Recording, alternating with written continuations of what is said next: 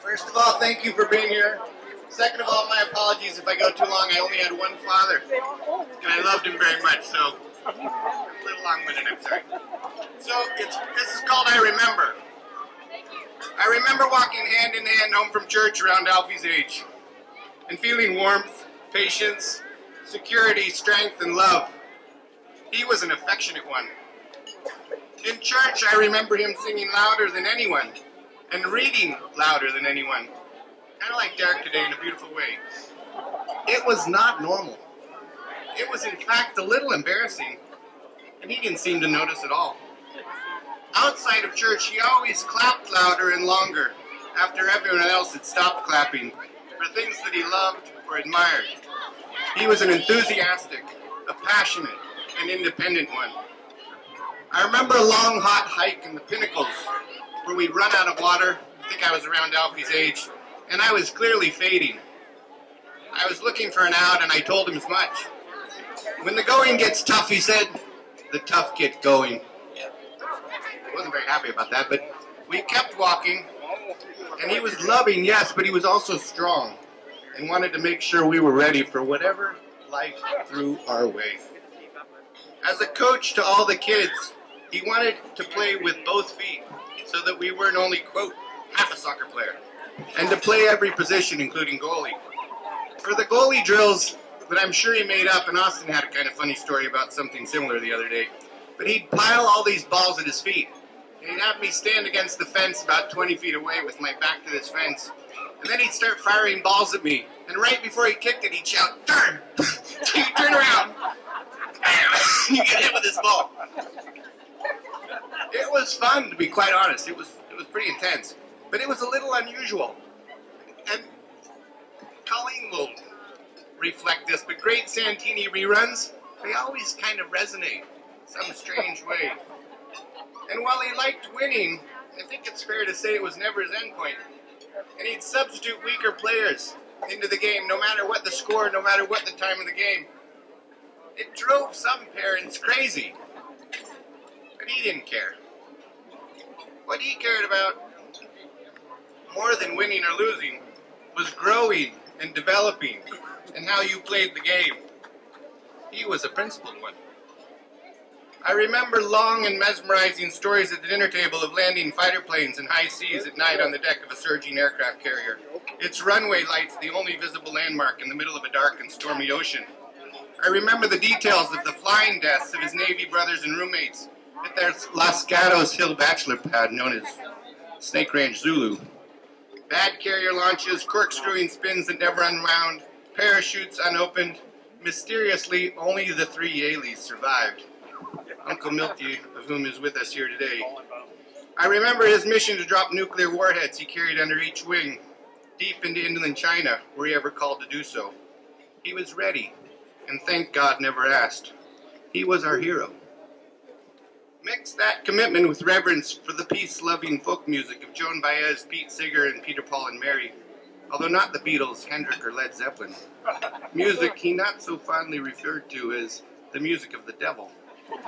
An evil and societal scourge not too far from McDonald's fast foods, the chain of restaurants emblematic of the beginning of the downfall of Western civilization in his mind, and ones he refused to enter or sample, ever. Like many of us, he was an amalgamation of complexity, where romance, passion, and idealism blended with practical, principled, and realpolitik.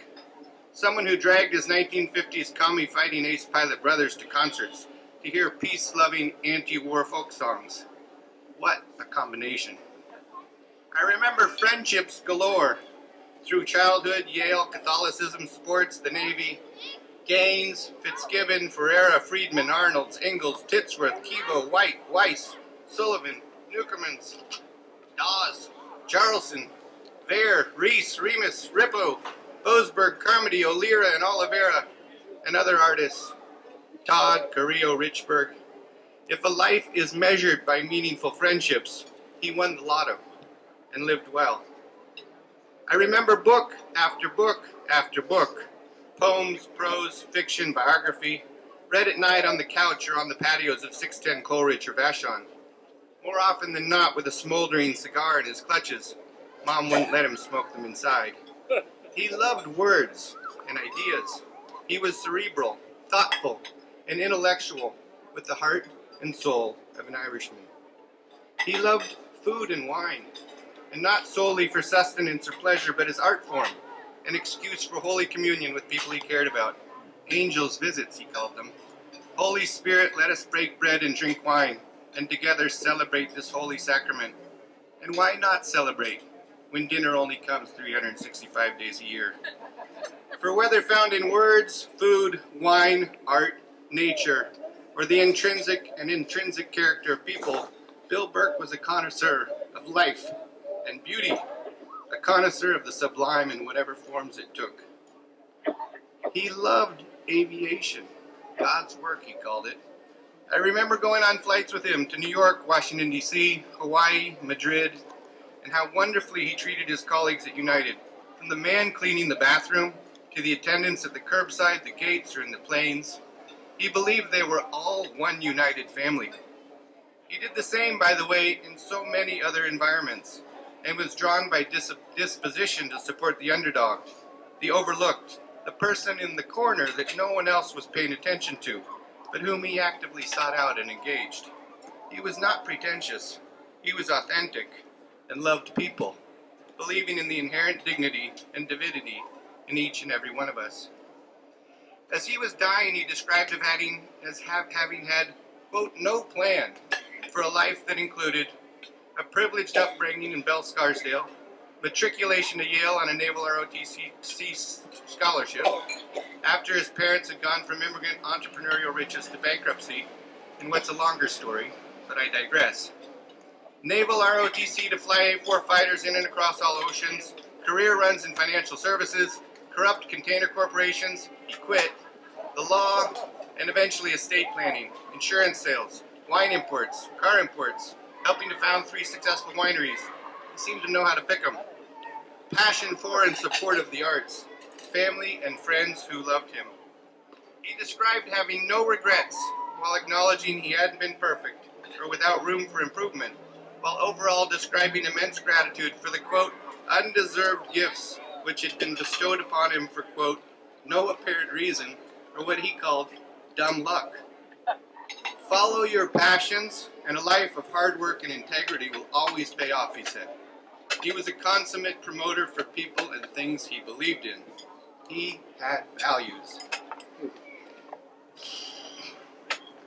I remember readings, symphonies, choral practices, and plays where his depth of feeling almost inevitably resulted in a stream of tears falling down his cheeks. Sometimes of sadness, but more often simply from depth of feeling, from being moved by beauty ensconced in protean forms. He was a passionate one, a feeling one, an emotional one. First cousin to those emotions and passion, he could also be Irish, angry, and volatile, with memories involving a pile of backyard dog poop he stepped in that he threatened to put in my pillow that night. It'd have been my job to clean it up. There was a 2x4 applied forcefully across my backside to help lure me away from childhood stealing, and then one big night of eruption and discord no child would wish on anyone, and intermittent tremors of others off and on for years. For years, really, he was a scary one.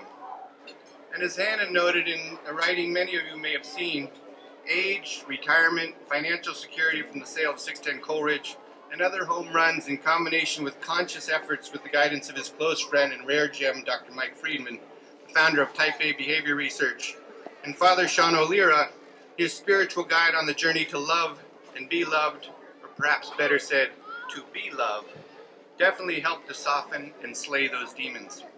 In the end, he was, of course, human, like the rest of us, and the love far outweighed the scary, as much as I wish the scary simply hadn't been. I remember how he'd do just about anything to help someone he believed in, whether through loans to friends, support of artists he admired, an exchange student or child of a vintner taken in. It seemed he always wanted to pay for dinner, no matter how extravagant.